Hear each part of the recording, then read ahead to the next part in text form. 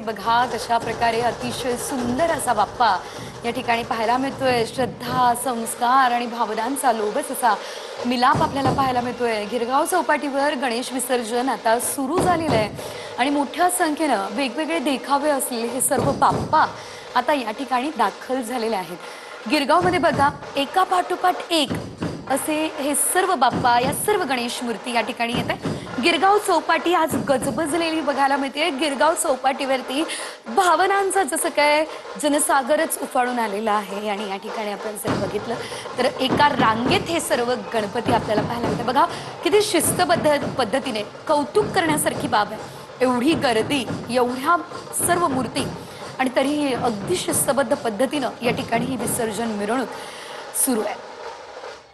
Mumbai police दल असतील, स्वयंसेवक असतील, या सर्व मंडळांचे कार्यकर्ते असतील, चोख अशी सुरक्षा राहावी यासाठी कार्य करतायत, प्रयत्न करतायत। मात्र हे बाप्पा बघा, या दोन्ही बाप्पांची होत असलेली ही भेट बघा, अगदी अंगावर शहारे उभे राहतील असेच हे दृश्य नाही का? या ठिकाणी आपण पाहू शकतो कशा प्रकारे हे दोन्ही बाप्पा अगदी शेजारी येऊन ठाकलेले आहेत।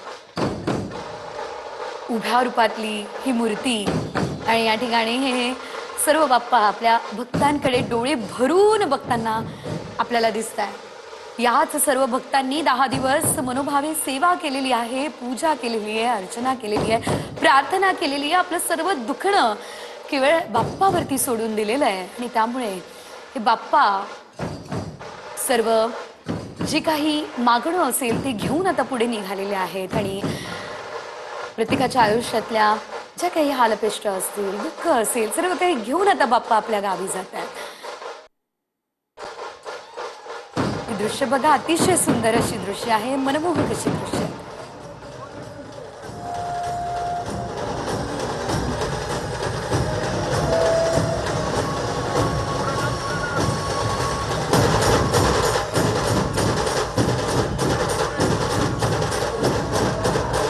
पहा जसं जसं संध्याकाळ होतीये, हा संपूर्ण परिसर जो आहे तो गिरगाव जवळचा परिसर आहे आणि जशी जशी संध्याकाळ या ठिकाणी होताना आपल्याला दिसते, तशी तशी आता बाप्पा जाणार हाच प्रश्न मनात येताना आपल्याला दिसतो। एकंदरीत आपण जर बघितलं तर या ठिकाणी गणपती बाप्पा मोरया, पुढच्या वर्षी लवकर या असं म्हणत डोळे भरून येत आहे। मात्र वाजवले जात आहेत, लेझिमही काही वेळापूर्वी खेळली जात होती आणि अशा विविध प्रकारे आपल्या ज्या जुन्या रूढी परंपरा आहेत त्या जपत बाप्पाला या ठिकाणी निरोप दिला जातो।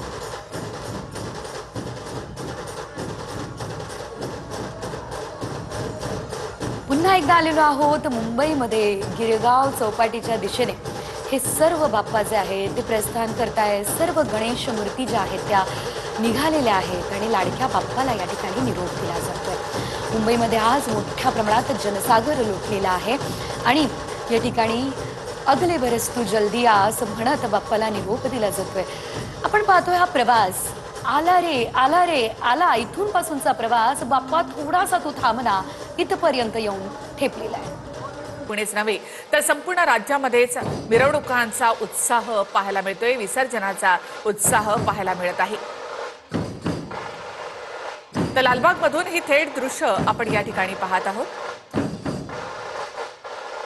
आपल्या लाडक्या बाप्पाला या ठिकाणी निरोप दिला जातो। गणपती बाप्पा मोरया, पुढच्या वर्षी लवकर या असं आर्जव त्याला या ठिकाणी केलं जातंय। सकाळी हे बाप्पाचं रुपडं वेगळं भासत होतं। जशी मुंबई सकाळी वेगळी असते, संध्याकाळी वेगळी असते आणि रात्रीची मुंबई ही वेगळी असते, ही आहेत मुंबईचे मूड्स। त्याचप्रमाणे गणेश विसर्जनाचा सोहळा आज सकाळी वेगळा भासत होता आणि आता तो रात्री अगदी वेगळाच भासतोय। बाप्पाच्या मुखावरचं तेज आपण या ठिकाणी पाहतोय। वेगवेगळ्या रूपांमधील बाप्पा आपल्याला या ठिकाणी पाहायला मिळत आहेत। चराचरामध्ये बाप्पाचा वास आहे असं आपण जेव्हा म्हणतो त्यावेळेला विविध रूपांमध्ये सुद्धा तो आपल्याला पाहायला मिळतो।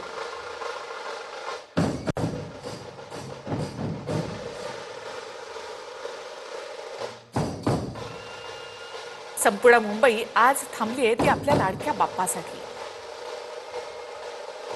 मुंबईतले हे सगळे विविध रंग जे आहेत ते आपल्याला या ठिकाणी पाहायला मिळत आहेत।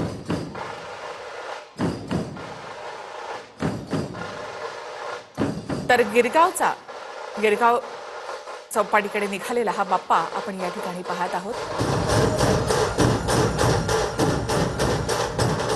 सुंदर अशी ही मूर्ती आपण या ठिकाणी पाहतोय. उत्तम बॅलन्सिंग.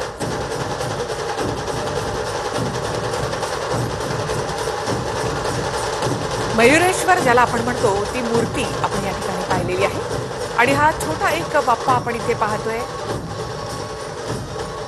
छोट्या बाळाच्या रूपामध्ये असलेला हा बाप्पा.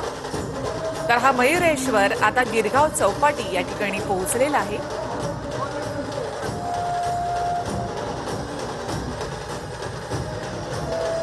सुंदर असा हा मयुरेश्वर आता गिरगाव चौपाटीवर पोहोचलाय.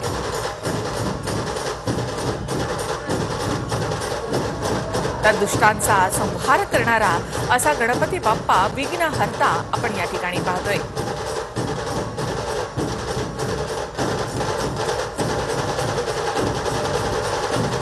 तर हाती अस्त्र आणि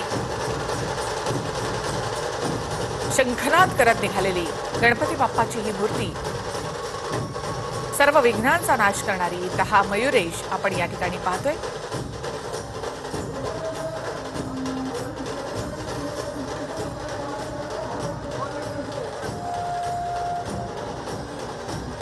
तर तेजुकाचा गणपती आपण या ठिकाणी पाहतो. आज सकाळपासूनच या गणपतीची मिरवणूक या ठिकाणी निघालेली आहे.